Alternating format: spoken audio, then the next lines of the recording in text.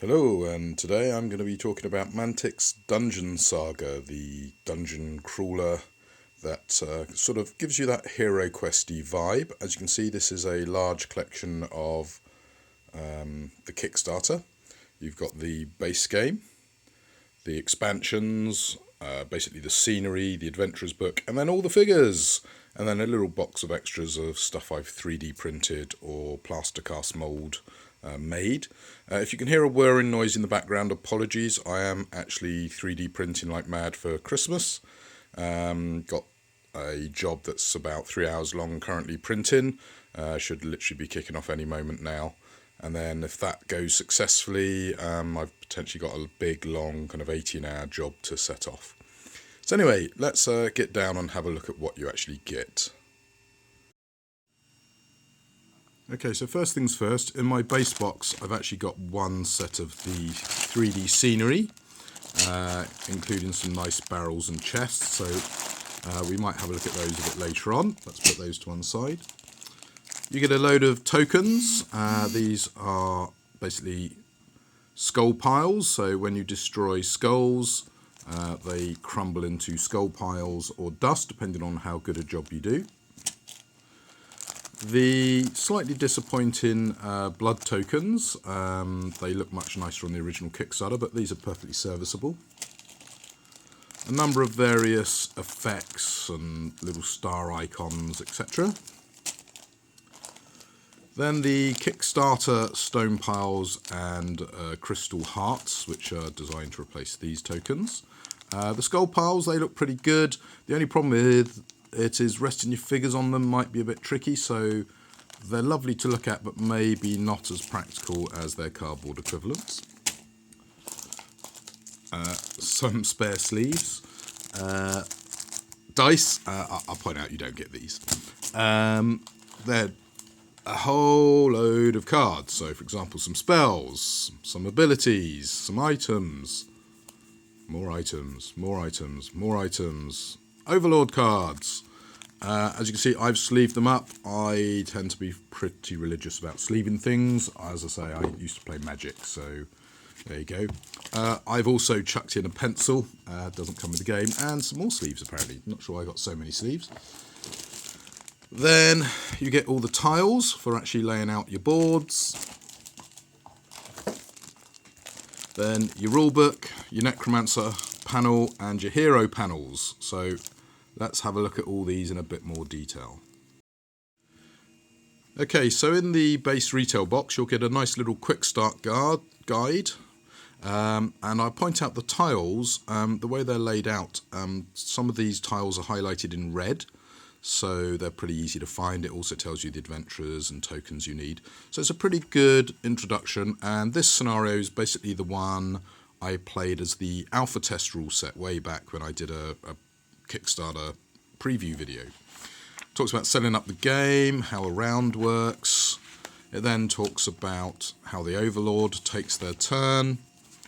It then gives you the second adventure, and then what the Overlord does. It even gives you a little guide as to how to reset your slightly soft plastic figures. If they're a bit bent, nice hot bowl of water, dip them in, bend them back into shape, and then dip them in cold water. So not a bad little introductory guide, works pretty well. The two scenarios in here, I don't really count as scenarios. They're pretty rubbish. They're just designed to get you knowing how to play the game, really. But yeah, perfectly serviceable. Then you get the main rule book and the actual quest book. So this is the rules. This is where the main set of adventures are. Let me check. How many adventures was it? Was it 8? Yeah, basically 8 adventures, and then some optional rules which will help feed into this potentially magnificent thing. So the rulebook, nice full colour rulebook, introduction, components that come in your base set, setting up the game, selecting your heroes, talks about the stats for movement, combat and armour, little bit about painting as well, playing, how the heroes take a turn, how the overlords take a turn, using command cards, dying, movements, you know, some of the details of movement, fighting. Now, if you watch my alpha test, I did make a couple of errors in that, but, you know, the rules are pretty basic. Plus, these rules have changed a little bit since those set of rules. There's also the shooting rolls, damage, magic, using dungeon furniture, which I'm really pleased they did that, how larger creatures work, and talking about how you can use Kings of War stuff in this game, or how you can use this stuff in Kings of War, and then a nice little setup summary on the back. So again, a pretty good rulebook with some nice painted miniatures, with some lovely bases, which of course do actually come moulded onto the figures. The quest book is probably where it's at. It's a little bit disappointing in some ways that in the base box all you get is this 8 basic quests, but that seems to be a trend with a lot of these sort of dungeon crawlery games. And it says, you know, if you're the hero, don't read this, and it talks about setup. So I'm not going to show you too much of this, I'll just quickly flick through. But it talks about, you know, doors that are locked, traps, where the monsters go, what the objectives are, etc., etc. So this is a really good book and pretty nice. And then if you want to take the game further, there's a little bit here about that. Let's see, we're probably fairly safe to look at that. Can I get my camera to focus? There you go. So this game is just the start of your saga. For endless dungeon delving possibilities, check out Mantic's supporting range, including the Adventurer's Companion, which we will look at and talk about in a bit. Now, this Kickstarter product did have a little bit of controversy. It's probably not so bad if you're picking it up at retail. I will obviously have to talk a little bit about that, but that should not affect your opinion of the actual game, in my opinion. Anyway, let's get back to the game. The Necromancer Overlord panel, so move, attack and defense for skeleton warriors, archers, dwarves, zombies, armored zombies, trolls and ghosts. Special notes, what happens if you hit them for 1, 2, 3 or 4 hits. Couple of abilities which are in the notes. Nice little panel, and you do get potentially various versions of this in some of the expansions. So nice little summary sheet. Card is decent. It could be thicker. It's a little bit thin. I'd rather this was probably 2 to 3 times as thick. This is what, 1-2 millimeters at most, and you know, 5-6 millimeters would have been nicer Mantic. These being a bit smaller, you know, similar material, but they work better. The big Overlord sheet, ideally, I guess you could mount it on foam core. So Rawdan, the dwarf, as you can see, load of health. When the red is exposed, it affects you badly. Move, combat armor, and a particular feat. And then when they upgrade to legendary status, you flip them over, and for some reason you don't get a photo, which is a little bit annoying. You've also got Olaf, Madriga, Daenor, and then some of the kind of big baddies, Grund, Hogar, Alshara, and the Necromancer himself, Mortabris. They all have little kind of adventure sheets of their own as well. So not bad set of components. The artwork's quite nice. The graphic design's okay. These are a little bit disappointing. I think I preferred the preview art in the Kickstarter to what they actually went with. But yeah, not bad. And, nice that you can flip them over to get the legendary status. So it's a nice, simple way in a base box of getting a little bit of a leveling up system going. Dice, don't really need to look at those. They're just dice. The counters. Well, the counters, unlike its predecessor, Dwarf Kings Hold, the original version, they're actually pretty decent thickness, and they're quite nice. So these are, if I remember correctly, armor defense values. Are these from an expansion? I can't remember now. You've got this little token you're meant to find, some rubble, some colour markers for your player. I forget what these do now without reading the rules. It's been a while since I've read the rules, to be honest. And then some other little random markers. And, it's a nice little selection of counters. These are probably the weakest ones, to my opinion. I would have liked these to maybe have had little resin upgrade kits in the Kickstarter. Now, I do believe Mantic have recently had a Kickstarter for a sci-fi variant of this, which I was quite interested in, but after the kerfuffle of the Kickstarter for this game, I decided to wait on retail, basically, for that one. Yeah, I suppose I ought to talk about the Kickstarter. There were, shall we say, some delays There were some sort of not quite broken promises, that would be too harsh, but some promises made that have not been fully realised. And the biggest problem is a lot of people got their stuff shipped really late. Now, obviously, as I say, at retail, that's not going to be a problem. One of the biggest problems, though, is this book, which I keep showing you. We will be coming to it, honest. Again, nice thick tokens, nice quality, much better upgrade than Mantic's earlier board game efforts. I would quite happily pick this up at retail. So, nice collection of those. You get quite a few of them as well. You shouldn't probably need as many as that.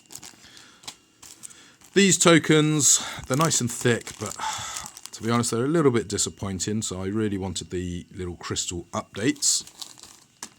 But to be honest, I am thinking I might be better off just using these, because these are a slightly awkward shape, to be honest. And as I say, the skull tokens are lovely, but I'm not sure how practical they are. I mean, they have tried to keep them fairly flat, so you probably could stand figures on top of them. As you can see, I haven't really played this since receiving it, which is a great shame. I've been meaning to. I think I played the opening adventure, if I remember correctly. So these, they're pretty nice, but the original Kickstarter versions look nicer. They do have a nice flat bottom, so they will sit on the card. So they were just much nicer, like blood drops or hearts in the original Kickstarter. These were a little bit, not quite what I was expecting. So, yeah, a little bit disappointing, these, but not too bad. I think they were worth picking up at the end of the day. The furniture, let's have a look at that. Now, this wasn't originally going to be in the Kickstarter. I don't believe that for an instant. But you've got these lovely little chests which have separate lids, which, to be honest, are a little bit of a pain. I am tempted just to glue the lids on. Really nice barrels, a little pulpit, and a book that is almost certain to get lost, which goes on the pulpit. So, really nice job on this scenery. Well done, Mantic. Even if you don't like this game, I recommend you buy the scenery for use with D&D, Conan, just any other game at all that's in this sort of genre. Descent. In this bag over here, I got some more furniture, some lovely bookcases, really nice. A Dwarf King seat, a little kind of well, weapons rack, couple of different tables, and a sarcophagus. Again, really nice. These will paint up lovely. As you can see, I haven't bothered doing any of that yet. With my board games, I'm not so much of a painting Nazi, but when it comes to war games, I really don't like playing with unpainted minis, but I'm more of a board gamer these days.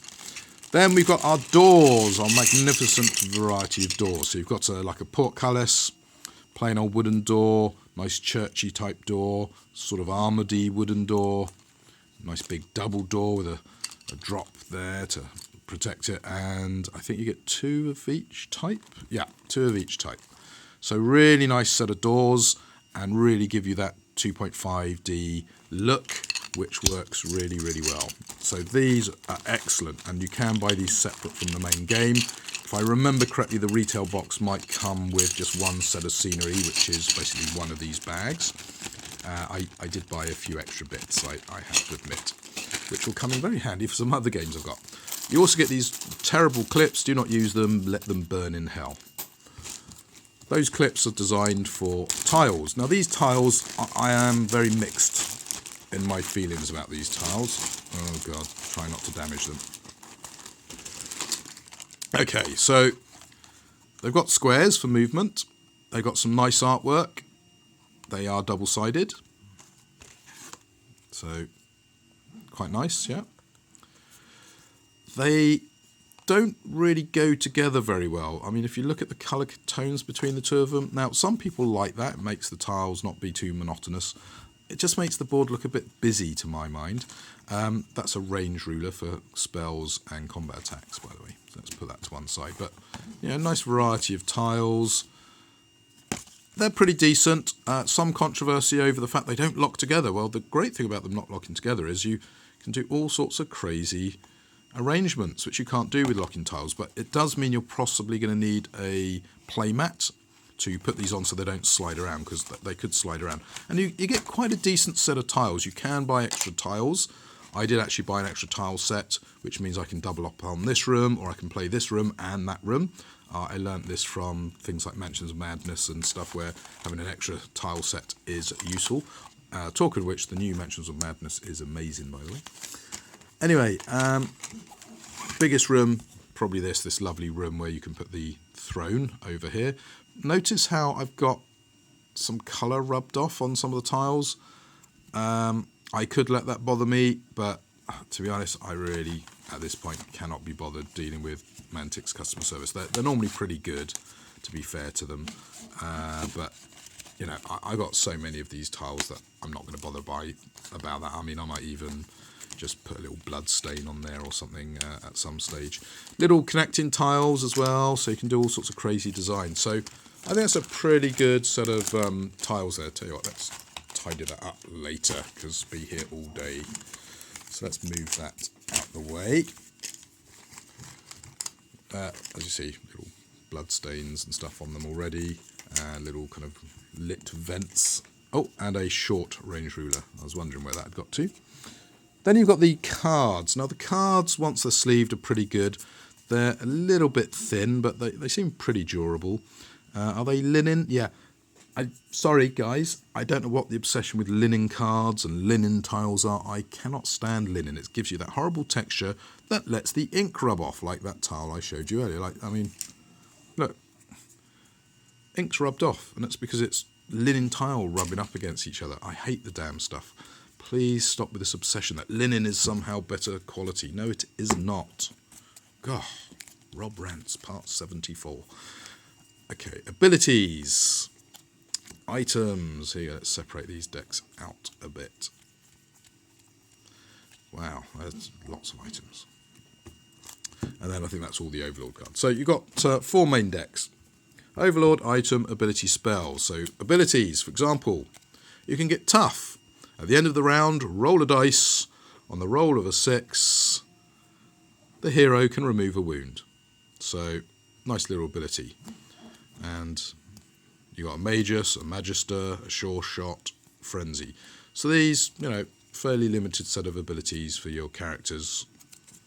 Spells, quite a few of those. So you've got Burn, for example. The target suffers a 4 dice magical attack. No line of sight required. May be used even if you're in the front arc of an enemy, and it recharges, which is to do with rotating the cards. So I think you do that, then you sort of do that, and then you get it back. And there's quite a few spells. Unspeakable Fear, Darkness, Rot. So kind of a little bit of sort of D&D style potential there. Items, well, that varies. So you've got energy crystals for powering up your magic user. They're pretty good, and you've got quite a few of those. Spider Silk for elf. Tome of Valandor, Runestaff of Sliver. Haste Potion. After the hero completes a turn, he may immediately take another move using normal movement rules. Does not allow the hero to fight, shoot, or cast a spell. It's just purely a move. Healing Potion, you always want one of those. And then you got the Overlord cards, like give myself an extra command, raise some dead, delay, raise 2 dead. So that's pretty useful for the Overlord to mess with the opponents. One thing I don't like about this deck is you get a random selection of these cards, and this acts as a turn timer. I am finding this obsession with turn timers a little bit irritating on games. On some games it makes the game totally unplayable to me personally. That's a personal issue though. And I have to say, it works reasonably well in this deck, but is it the delay card which lets you take... draw an extra command card. So basically you play this card and draw another card, basically hastening the end of the game. And if you've only got like 10 turns to get through the dungeon, it takes 9 turns to get to where you're going. You know, that could really mess with people. So that's the one element of this game I'm not so keen on, is that kind of time limitation that they've artificially put in the game to, you know, keep it under 90 minutes and all that sort of stuff. So I guess we ought to have a look at the miniatures, which I've locked in a KR case. So we'll have a quick look at those next. Then we start talking about all the extras, including, yes, it's back. As you can see, I've got several figures for Dwarf Kings Hold, including some big boys down in the bottom here. This is basically all the expansions, all the Kickstarter extras, and the base game. So I will be looking at them, and there's more in this box over here, which is mostly the actual retail box monsters, if I remember correctly. Let's have a quick look-see. Yes, there's a load of skeletons and things. So let's get back to the table and show you the heroes. Okay, so these are the base hero figures, and let's get that to focus in on there. There you go. So that is Olaf the Barbarian. There you go. Let's get a bit better light on it. And you see it's a kind of blue plastic, so you don't actually need to paint it. It's very easy to spot as a hero. It's actually a pretty nice sculpt, and it came without too much damage. It's got this weird kind of horned skull axe. Then you got Grimmar. Is that right? Anyway, the dwarf. I'm not a big fan of the Mantic dwarves, but this one works pretty well. He's got a ridiculously oversized hammer. This one I think I did have to slightly bend back into position. The elf, which if I remember correctly is a lady elf, in a sort of, I've just shot someone and I'm drawing another arrow to make it dead. And then the look at me, pick me magician. The sculpts, they're okay. They're not brilliant, but they're not bad. Now, I did actually buy the resin heroic upgrade kit. So, as you can see, he not only gets better looking kit, he gets a little bit bigger. The resin detail is obviously better than the plastic, but by the time you've painted stuff up, I reckon it's going to look pretty good, in regardless of which type of figure you've got. Who else we got? Ooh, oh dear. The wizard, whose staff has just snapped. This is why I'm not a big fan of resin. The elf, whose pose is actually shooting. And the rather epic, now wielding two-weapon barbarian. So, yeah, the resin, they're lovely figures, but I am worried resin's a bit fragile. As you saw, I just had my wizard staff snap, which is going to be a pain to fix. You also got some Kickstarter exclusive figures as well. I'll quickly show you those. I think you might be able to pick them up. And it looks like the hand's broken off my dwarf engineer. So that's going to have to get glued. So, or is it? Yeah, it was glued on, and obviously the super glue's given up the will to live. The expansion characters, they also come in blue. So you've got your, I think that was the cleric, if I remember correctly, your hunter. Which one was this? That was your kind of paladin. The giant satyr. And the kind of dragon fire-breathing guy whose sword is trying to bend. And a teeny little hobbit thief. They also have resin epic upgrades. Let's see if we can get these out without these snapping. So, no, not going to dwell on these too much because they are sort of special extras. If I remember correctly, this shield or something you had to glue on. It was a bit of a pain. I found this figure great fun, but lots of gluing, and you had to glue on all these horns and things, so they're bound to snap off at some stage. So yeah, some nice figures, but fragility is a big problem with the resin, and then the really nice epic version of your dragon there, who I forget the name of their race, and then nice little upgrade for the halfling. Then what else we got? Yeah, some more Kickstarter exclusives. The assassin, the witch, I want to say, and then is this the jester? Yeah, the jester whose arm has snapped off. So yeah, the resin, I'm not feeling the resin very much right now. Yeah, another Kickstarter exclusive, a hard plastic dwarf barman. And what was that? Was that Halfling or Gnome Fighter? I can't remember what he was now. Yeah, so pretty nice little selection of figures there. Of course, you also get your lovely Raising the Dead Necromancer, the Undead Dwarf himself, Grunmar, I thought maybe he's the one who's called Grunmar, the kind of Super Banshee. Then if you get some of the expansions, you might get some of these other figures that are coming out. I can't remember if he's in the base set or I think he's in the kind of expansion set for the Orcs, the Abyssal, and that was, I think, a Kickstarter exclusive Blaine figure. And then a figure which I had to do lots of hot water treatment to, this giant human, kind of sort of an angel. I think that's the Valandor expansion. As you can see, his stuff's still a little bit bent. I had to put this through hot water several times to get that spear to bend back into anything resembling normal shape. Now, while I've got this big box over here, you do get some nice large, rather lovely giant undead kind of ogres. As you can see, compared to a regular hero, they are pretty impressive size-wise. If I stand him actually on the base, you know, he only just about comes up to his chin. So really, really nice job on those. You also potentially get a nice undead shaman, which again, I'm not sure if that's Kickstarter exclusive or not. Can't remember on that one. And if you got the expansions, while I'm talking about it, the Abyssals and some ogres.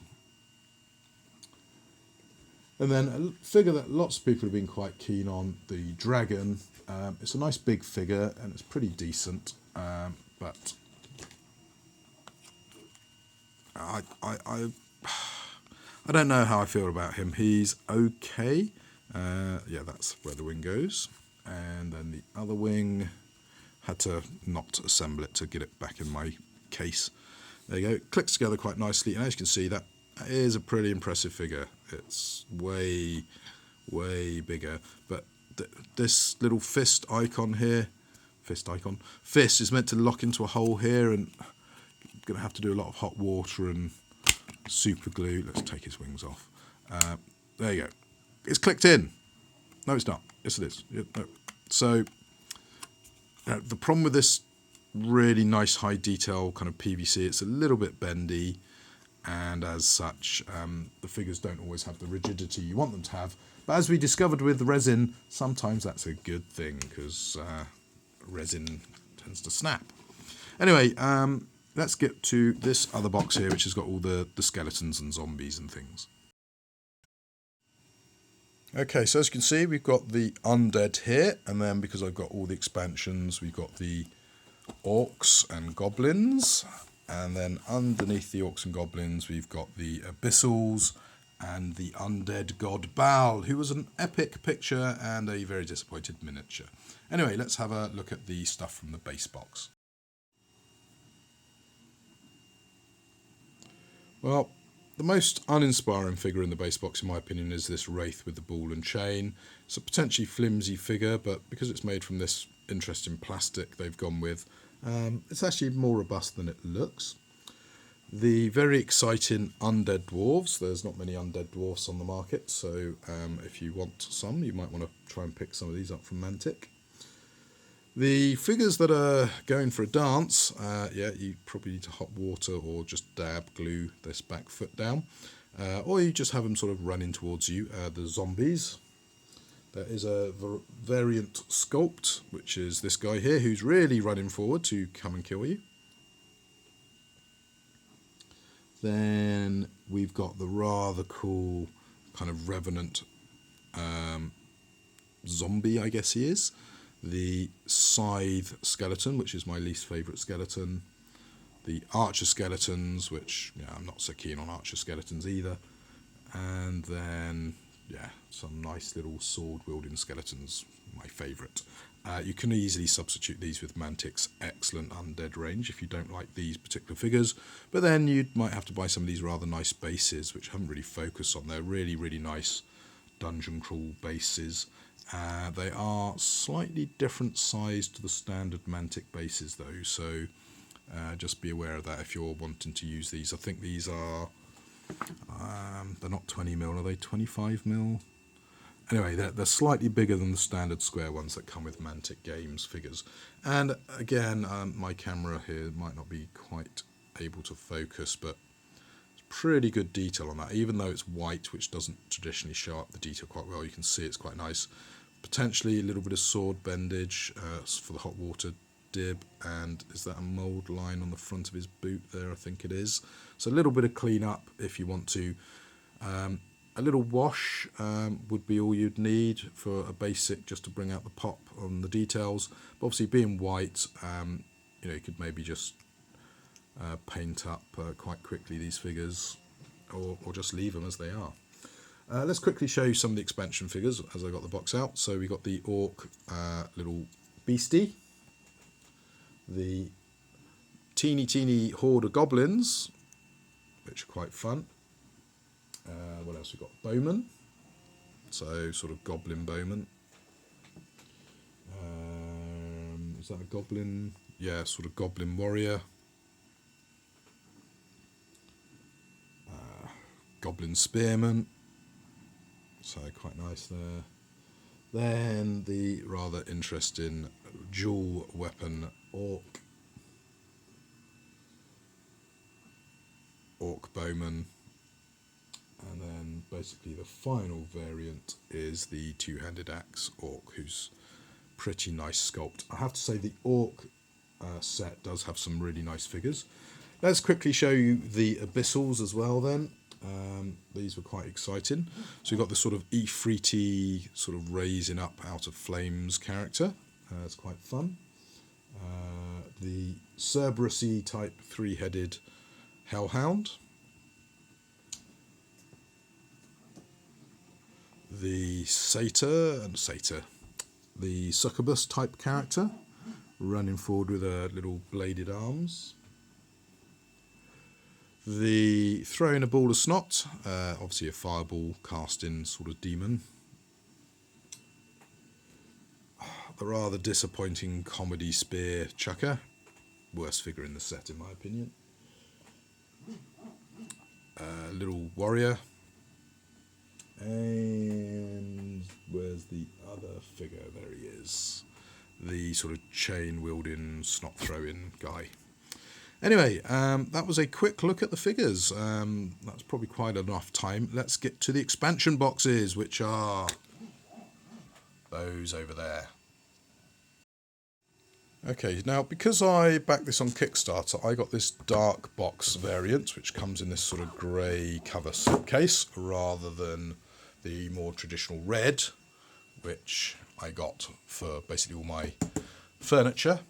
But let's open this up and, oh, look at all these extra cards. So we have the Infernal expansion, Infernal Crypts, the Warlord of Galar, the Tyrant of Halpi, the Return of Valandar. They're all expansions. As you can see, I didn't get a box for them like people did at retail. They just came loose.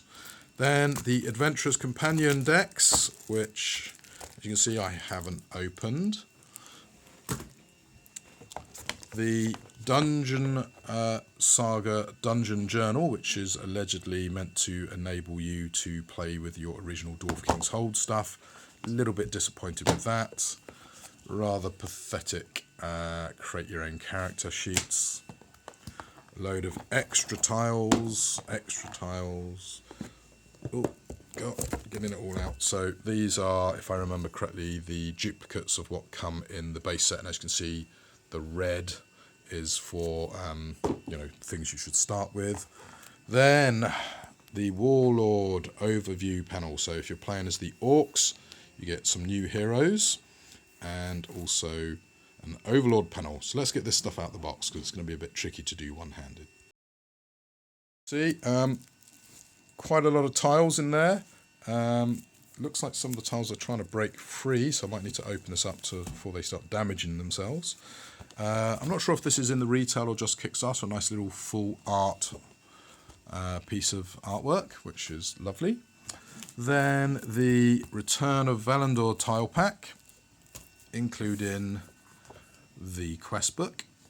And then, as I say, I can't remember if these were Kickstarter extras or part of the Return of Valandar, but Bayal and Valandar himself. Yeah, if I remember correctly, they're from the Return of Valandar expansion. So that's the expansions. Now, if you get retail, it comes in a box like this or a slightly smaller one. I just had to chuck them in this Kickstarter extra box. So a little bit disappointing from Mantic there that, like a lot of Kickstarters, they just gave you a load of loosely packed stuff. Let's chuck this all back in. But yeah, that full artwork of the cover is a nice little touch. I like that, and it looks really nice. Anyway, chuck this lot back in. Should all fit back in. So as you can see, I've got so much stuff, I haven't known what to do about it. You know what that leaves? Yes. We finally get to talk about this with its own little deck of cards. Okay, so let's open up this book. But before we do that, this extra little box, in case you're wondering what's in there. Oh, ignore that. That's for Conan. Lots and lots of furniture and some extra tiles down at the bottom. I think that was Black Fortress, if I remember correctly, which I believe there might actually be a PDF finally coming out for. So let's chuck that over there. So as you can see, I got 3 big boxes. These boxes, really nice idea. They look lovely. Not sure how practical they are. And then I've had to get 2 KR cases as well. Okay, so Dwarf Kings Hold, some nice little barrels and furniture, and the little Kickstarter exclusive figure that I showed you earlier. And as you can see, nice little introduction, starts off really well. This is a lovely concept, this book. Again, full colour with some nice artwork, some nice photos of minis. I believe the train tutor had some involvement in some of this stuff. I'm not sure who else was involved. And it's talking about an introduction with a nice little story, some more nice minis, then what you need to play, painting, various extra cards that you're going to get as part of this expansion, some, again, epic photos, sort of repeated. Then you start getting into the problems. This is the first edition printing, and if you're saying, hey Rob, there is a second edition, yeah, I'm still waiting for it. Notice, see page XXX, so this is the first hint that there's not everything is rosy with this. Now, Mantic are taking care of this, so all props to them, but they are taking a very long time about it. Now, it's not helped by shipping delays and quality delays, and there are all sorts of reasons why they've had problems, so I am prepared to give them some slack, but patience is getting a bit thin at this point. It's many months later, and in theory they're meant to be shipping out the second edition. I believe they have issued a PDF, which I'm pretty sure I have downloaded. But yeah, I mean, everywhere, see page XX. It was picked up almost instantly by people who got hold of their copy, but people knew it was going to be a problem before they got hold of the copy, because they actually sent us a PDF before we got shipped the book, and people saying, oh, you got page XXX, is that going to be in the final product? So a little bit of QA issue there. So anyway, this is pretty much just going over the basic rules, which is a bit annoying because we got the basic rules. So do we really need the basic rules again? I guess we potentially do. But a lot of this book, which is quite thin, people expect it to be a lot thicker, is there. But then you get into things talking about traps, which I believe is new to this book. Larger creatures, and then creating your own heroes, which is what was the real appeal to this book. And then it talks about the races, so you've got the dwarves, the humans, the elves, the halflings, the glade walkers, not satyrs, there you go, the naiads, the salamander, and then the sliff. Now the problem with the sliff is I've got a feeling, although the stats are correct, the description of the sliff is actually for salamanders. So that was the other big typo issue. So that's the main problems if you pick up this first edition book. There are, I think, potentially some other little issues with creating stuff. Having created your race, of course, you then create your class, so barbarian, bard, cleric, demon hunter, druid, fighter, paladin, thief, and wizard. And yeah, you get quite a nice set of stuff there. Then you've got the heroes of Mantica, so the guys from the base set. So Orlaf, Rordan, Daenor, Madriga, Arenia from the expansion, Venita, Kapoka, Harath, Ibrahim, and Ali. And then you've got some abilities that you can choose to have. So they're going to cost you points to add. Illegal abilities. So these are abilities that are dodgy. So thieves can have them. Disarming traps, lockpicking, stealth. Then it talks about spells and songs, which includes the Ronnie Bard figure, which I'm really annoyed. How do I get this? Apparently it was a Kings of War Kickstarter mini. I believe you can potentially get it with Mantica points though, so that's not so bad. Campaigns. How do you do a campaign? Again, one of the main appeals of this book was getting this. So it's a nice set of ideas. Uncharted dungeons. So rather than reveal the dungeon, how do you actually explore them? There's a little kind of AI deck, a bit like Shadows of Brimstone, dare I say. Random traps. Creating narratives. Arranging your tiles. Solo play. Again, another appeal of this book is the ability to play solo against an AI. That apparently has been a little bit disappointing, the AI. Then the bestiaries, so if you want to populate your dungeon, create your own monsters and stuff. So Basileans, if you want to import some Mantica figures, dwarves, elves, ogres, so bring across your Kings of War minis. And then the undead, and there's quite a few undead. So it's a pretty good book. Dungeon dwellers, so let's have a quick look at those. So your giant rat, your giant spider, and your bat swarm. These were Kickstarter figures, which I'm glad to say I didn't pick up because I could easily use my Otherworld minis. So what do I think of the Adventures Compendium? Well, it's not as bad as some of the kerfuffle over it, but we're expecting a nice epic book. That's pretty thin. 2 or 3 times the thickness is what we expected. Some of the rules are a little bit rushed, like character creation. I think it's illegal to create the starting base game heroes using this book. They've obviously been given some free points or something. Some of the rules are not very clear. There's obviously the printing errors. Nothing that's going to stop you being able to play the game, but it wasn't a perfect expansion, this. Now, there is a rules committee, which might be explaining the delay on reissuing this, because they're going to try and get the rules working correctly.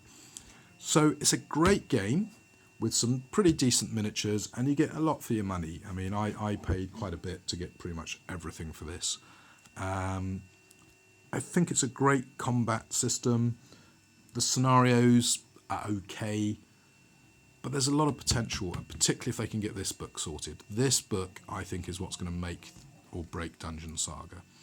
Now, Mantic has lost a lot of customer loyalty over Dungeon Saga, which is really, really upsetting to me, because I spoke to Ronnie, I mentioned this in, I believe, my podcast several times, and he was really apologetic about the state of play for Dungeon Saga, and he wants to get it fixed, and I do believe him. The problem is some people have lost faith, as I say, so, you keep saying you're going to fix it, and you say, it'll be sorted in 6 months, and 7 months later, I'll be sorted in 6 months. Now, speaking to Ronnie, I do understand from a business point of view, there's cash flow issues, there's getting stuff on the boat. I think they had a load of stuff stuck in a warehouse, and then the company that, had the stuff shipped went bust, or Chinese New Year got in the way. So there are all sorts of mitigating factors, but I think Mantic do need to do a lot to rebuild trust, and I hope it doesn't affect Dungeon Saga's future, because it's a great little game. Now, if you want to know how it actually plays, if you look at my alpha footage, the game has changed a little bit from that alpha footage, but not much. Give you a bit of an idea. Couple of potential issues with, outnumbered and arcs and stuff, but it was a pretty close approximation of how the game actually plays. And as I say, I recommend, if you can pick this up cheap, great, get it. Just be aware, if you're buying this, try and make sure you get the most recent print in, which, as I say, I think is actually out now. So I'm hoping my copy should arrive, and I need to trawl through all my emails and give Mantic a chase if it has actually been issued, because I've still only got my original copy here, which is no good, and I think they also owe me an extra one of these boxes, so I can actually not have everything quite so jam-packed. So yeah, you're going to need a lot of shelf space for this game if you go nuts for it, but if you just get the base game, it's just this little box at the bottom here, and as I say, it will look really nice on your shelves. Anyway, I think that's more than enough waffling.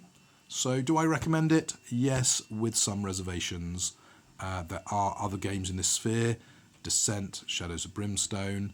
I'd even put Conan in the mix.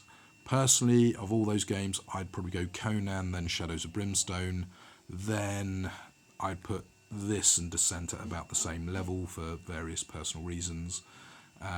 If you like sci-fi, there is a sci-fi version of Dungeon Saga now, whose name escapes me, but I think that maybe Imperial Assault, the Star Wars version of Descent, is possibly a better option. But you pay your money, you take your choice. Anyway, enough waffling. See you next time.